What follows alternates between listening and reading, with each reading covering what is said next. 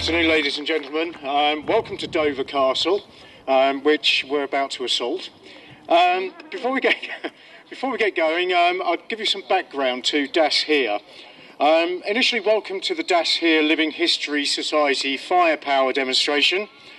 The regiment we portray was formed in October 1934 in Schwerin-Mecklenburg, and was part of Wehrkreis II, or in English, the Military District 2, which covered the area of Pomerania and from which all new recruits and later conscripts would be drawn. The regiment first saw action around Warsaw in Poland as part of Heeresgruppe North, or Army Group North. Following the Polish campaign, the regiment fought through Belgium as part of the 2nd Army Corps. During May 1940, the regiment participated in Generalmajor von Manstein's brilliant Sichelschnitt, or sickle cut plan.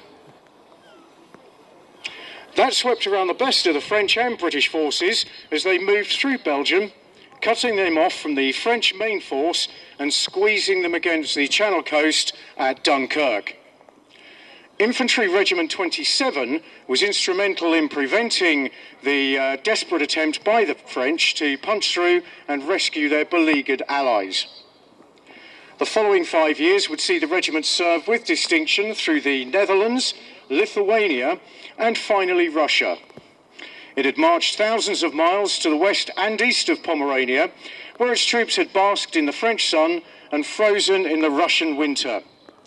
Many of its number would continue to freeze in Russia as prisoners after the war. Only a very small number of the regiment would ever see Pomerania again. The main reason behind the regiment's success was down to the efficient use and manoeuvring of its machine gun squad. And what you see in the arena this afternoon is the machine gun squad of 1st Platoon, 2nd Company, Infantry Regiment 27 from the period 1939 to 1940. Zwei Soldaten, schreiten vorwärts.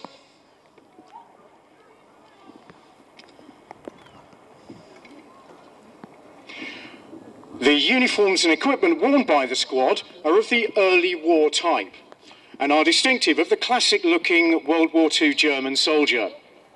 They wear the M36 tunic in grey-green wool and stone-grey woolen trousers. The steel helmets are the M35 model with the double decal national and army emblems. These emblems would later be removed as the war progressed. The boots are the famous jack boots with hobnails and metal heel plates. The standard fighting equipment worn is mainly leather, with the equipment belt carrying ammunition pouches, standard entrenching tool. You can see they've rehearsed that, can't you? The bayonet, bread bag, mess tin and water bottle. Now, some of the squad members also carry rolled up shelter halves known as Zeltbahns. These individual shelters, when linked together, could form tents. Also carried by all members are the metal cylinder gas mask tins with a gas cape bag fitted to the carrying strap at the front. It was still believed gas would be a major threat after its use by all sides in World War I. There is a misconception that only the German army used gas during the First War. Not the case. Soldaten, reformieren.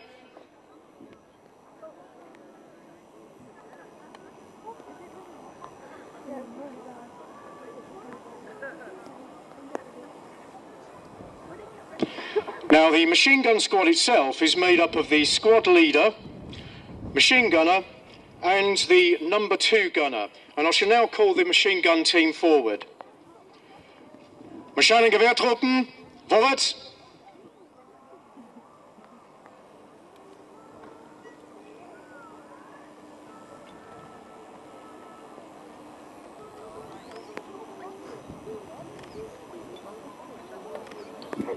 Now, the MG-34 was the first general-purpose machine gun which could be carried by one man for general infantry assault roles or mounted on a tripod for long-range precision firing.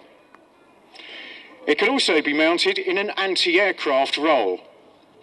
It fired 7.92mm ammunition, which could be belt or drum-fed and could fire 850 rounds per minute.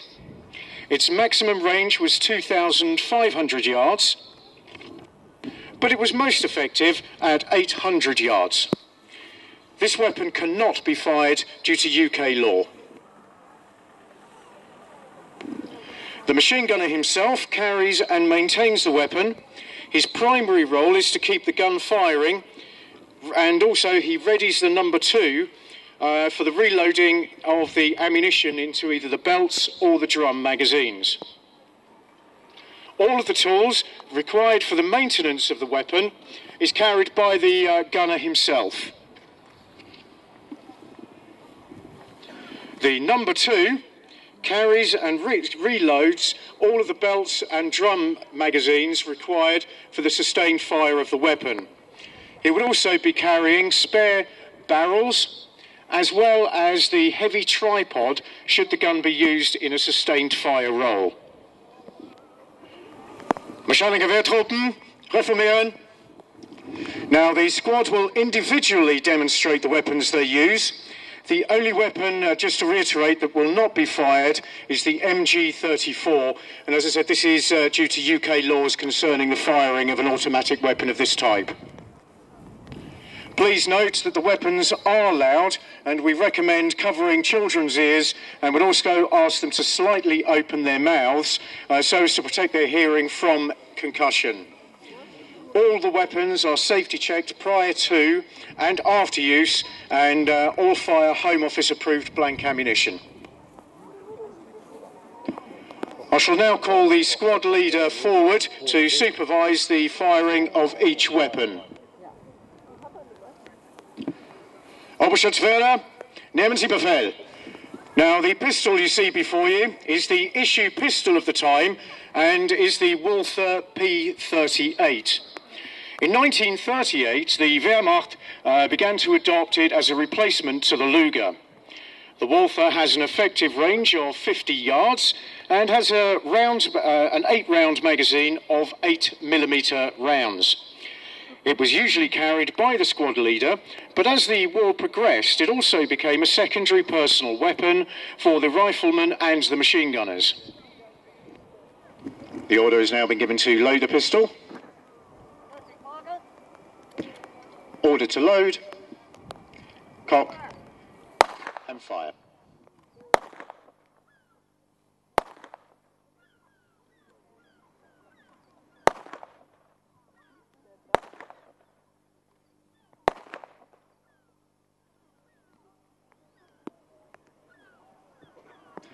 As with all weapons, during the course of this demonstration, some of them may misfire, or some of them may not fire at all. That's the nature of the beast, unfortunately.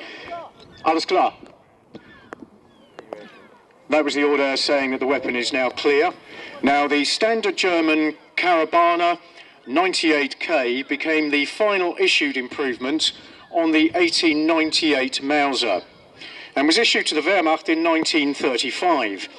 By the end of the war, over 11 million had been issued. It's a bolt-action operated with an internal 5-round magazine of 7.92mm rounds. It has a maximum range of 3,000 yards, but was most effective at 800 yards.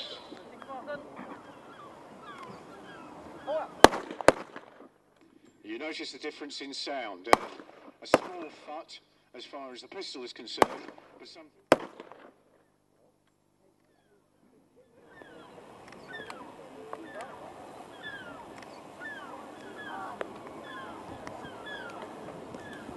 Soldaten reformieren.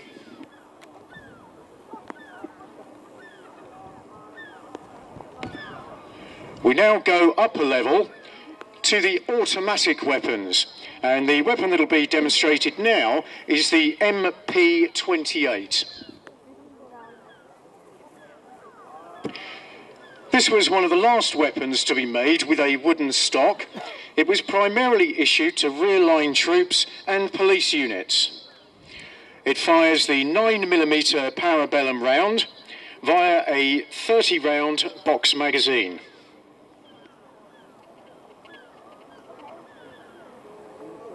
Now, I would warn you that this weapon is very loud.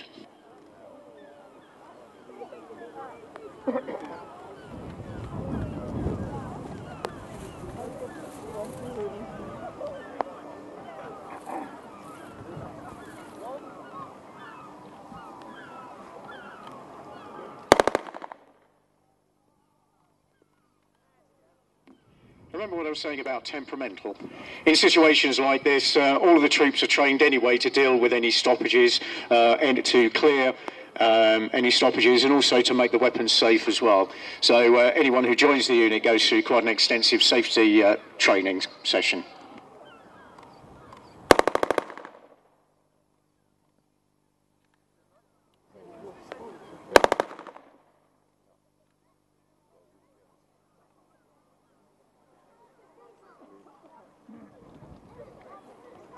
You've also probably noticed during the course of the demonstration that each time we've finished firing one of the weapons, a senior member of the squad will go forward just to safety check it to make sure everything is fine. We now move on to the fabulous weapon. This is one of my personal favourites, which is the MP38. Now, the MP38 was the world's very first machine pistol to be made using pressed parts and plastic. Designed and made by Erfurter Maschinenfabrik, it was one of the forerunners to the MP40, otherwise known as the Schmeiser. It fires the 9mm parabellum ammunition via a 32-round box magazine. All of the German machine pistols all fired the 9mm round, which meant that you could interchange ammunition with the type of weapon that you were firing.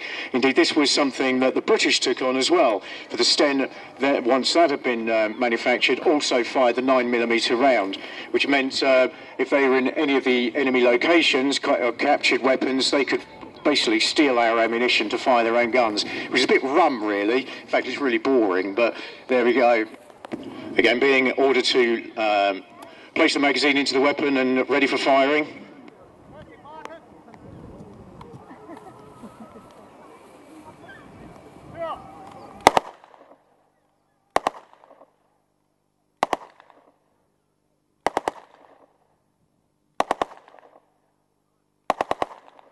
You'll also notice with the MP38 that during firing, the weapon naturally pulled to the right-hand side. This was very unusual. If you were watching with the previous weapon, you'll notice that it was smack on target. But with the MP38, its downside was the fact that you had to fire, bring the weapon back onto target, and then fire again. Indeed, there was often a case where you had to aim to the left of the target you were firing at in a hope that you would hit it as it went along.